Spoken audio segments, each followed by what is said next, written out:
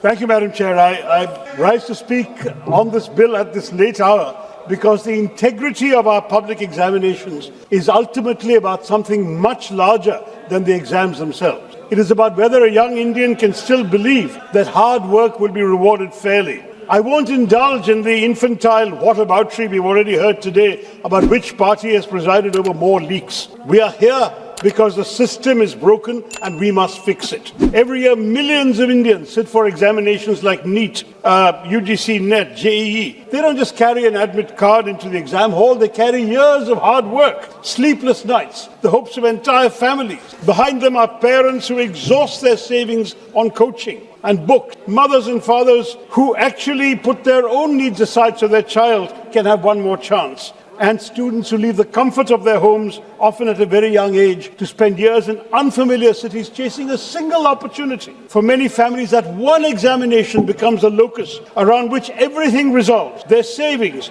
their sacrifices, their anxieties, their dreams for a better future. All these students asking the government are, give us a fair chance and let our performance decide the rest. When a question paper is leaked, therefore, what is stolen is the value of somebody's hard work. Your bill introduces all sorts of punishments: 10 years imprisonment, 10 crore fine. Fine, but if somebody makes a business out of selling the futures of our children, yes, the law must come down heavily on them. But punishment begins after the damage has already been done.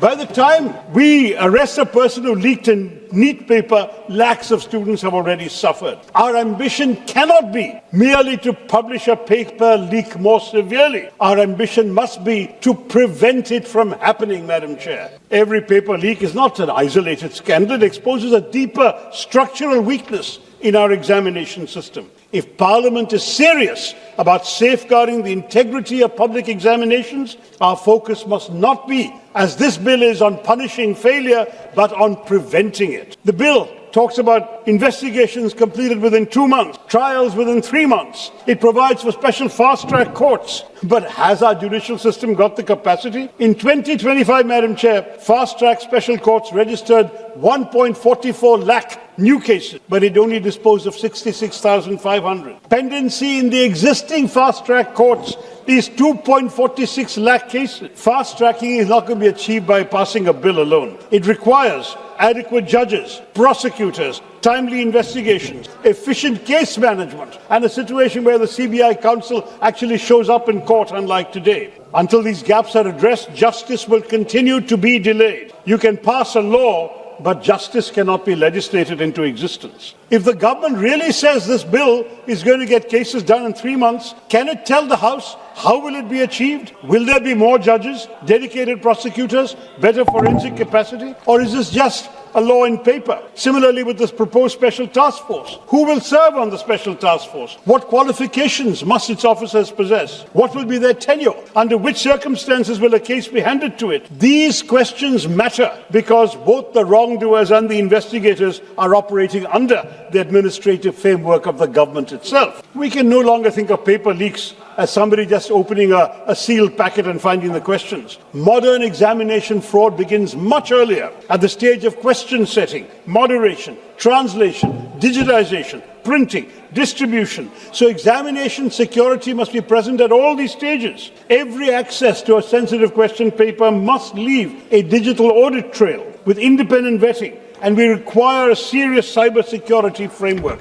I had a lot more to say, but in the interest of time, I'll cut it short. Technology, in other words, should protect our students, not be a barrier to them. And so this House, Madam Chair, must think beyond this bill towards a comprehensive reform of our examination architecture. India has to move away from the single, high-stakes, high-stress examination model, where the future of millions is decided in a few grueling hours, and one bad traffic jam, one illness, one accident could actually ruin an entire year of a student's life. Why can't we be like the SAT or the GRE, entrance examinations conducted through a continuous computer-based testing system with multiple attempts throughout the year, allowing students to submit their best score for admissions, secure with competitive computer-adaptive question banks? This could reduce stress, accommodate unforeseen emergencies, strengthen examination integrity, and eliminate the single-point failures that make paper leaks inevitable. I have conveyed this suggestion to your high-powered committee of Mr. Nilekani as well.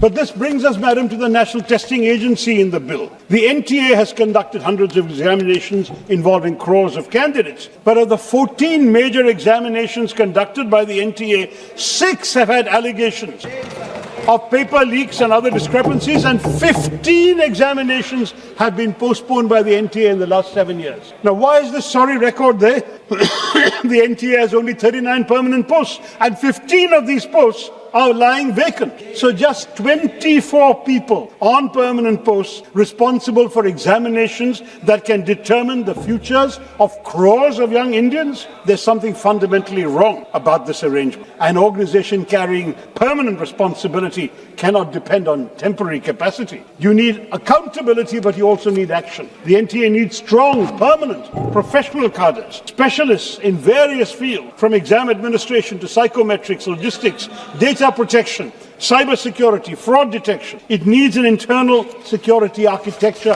And let me say, when something goes wrong, somebody must be held responsible. There must be accountability. There must be action.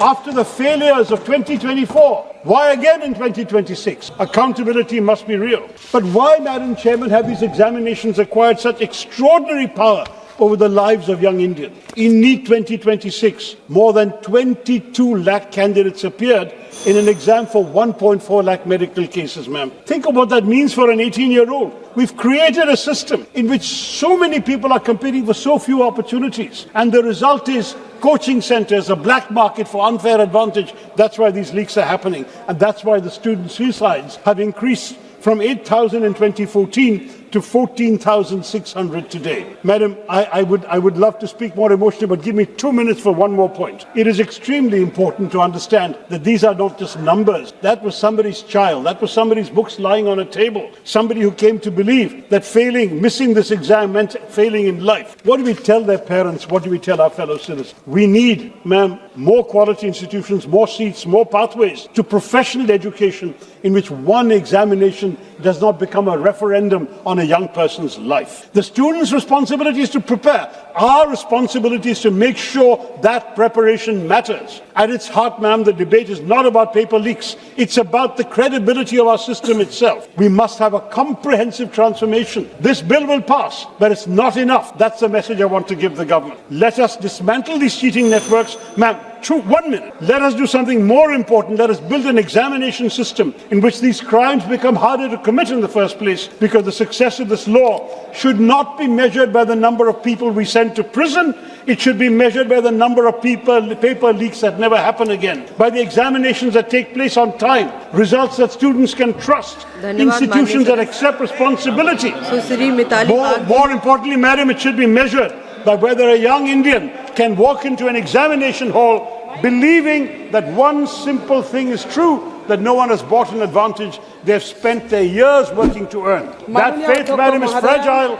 This House has a duty to protect it. Thank you, Madam Chair.